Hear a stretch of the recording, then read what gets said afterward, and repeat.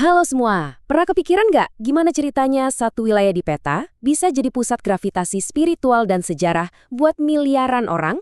Nah, hari ini kita bakal ngebahas Jazirah Arab, sebuah tempat yang udah ngebentuk dunia kita selama ribuan tahun. Oke, kita langsung aja ke intinya. Apa sih yang bikin satu tempat itu jadi pusat dunia? Apa cuma karena lokasinya yang strategis? Atau kekuatan ekonominya? Atau jangan-jangan ada sesuatu yang lebih dalam, yang nggak kelihatan? Sesuatu yang sifatnya spiritual? Nah, itulah yang akan kita bedah bareng-bareng. Betul banget.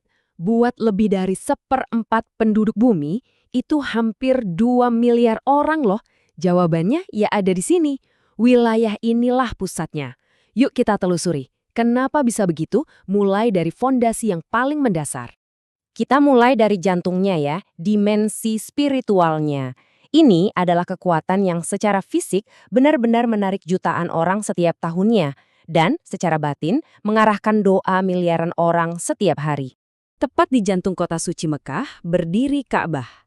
Ini bukan sekedar bangunan loh, ini adalah kiblat, arah yang dihadapi oleh semua muslim di seluruh dunia saat mereka sholat. Ini adalah simbol persatuan dan satu titik fokus untuk ibadah global.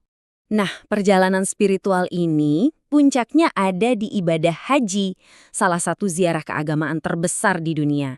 Setiap langkah yang kita lihat di sini, mulai dari tawaf, mengelilingi Ka'bah, sampai wukuf di Arafah, adalah ritual yang syarat makna, menyatukan jutaan peziarah dalam satu pengalaman spiritual yang luar biasa banget. Dan ini skalanya. Sebelum pandemi global melanda, ada sekitar 2,5 juta orang yang melakukan perjalanan ini setiap tahunnya.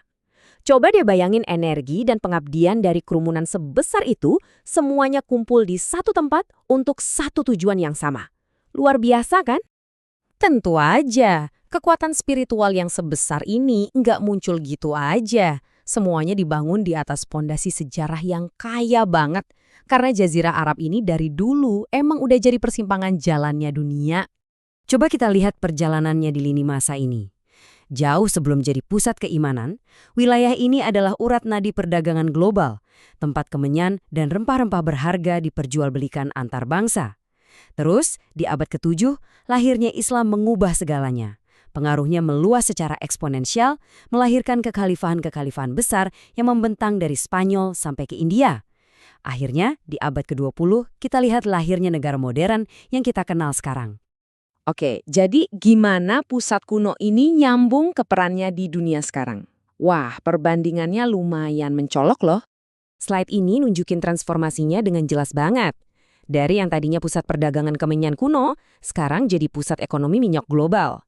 Dari masyarakat suku nomaden, kini jadi rumah bagi kota-kota megah yang futuristik, kayak proyek ambisius NEOM misalnya. Tapi, ada satu benang merah yang nggak berubah. Perannya sebagai pusat yang sangat penting dan berpengaruh di panggung dunia. Nah, ini nih yang membawa kita ke pertanyaan utamanya. Kenapa setelah ribuan tahun berlalu, pusat ini tetap relevan dan penting buat kita semua? Jadi, intinya begini. Kekuatan Jazirah Arab tuh nggak cuma datang dari satu hal, tapi dari gabungan unik antara iman, sejarah, dan juga ekonomi. Ini adalah rumah spiritual bagi hampir 2 miliar orang, penjaga warisan kuno, pemain utama dalam ekonomi global kita, dan jadi titik temu di mana semua kekuatan ini saling bersinggungan. Dan pertanyaan itulah yang mau saya tinggalin buat kalian pikirin. Saat kita melihat ke masa depan, ke arah pergeseran energi, perubahan budaya, dan dinamika global yang baru, kira-kira gimana pusat yang abadi ini akan terus membentuk jalan kita semua? Makasih banyak ya udah nyimak.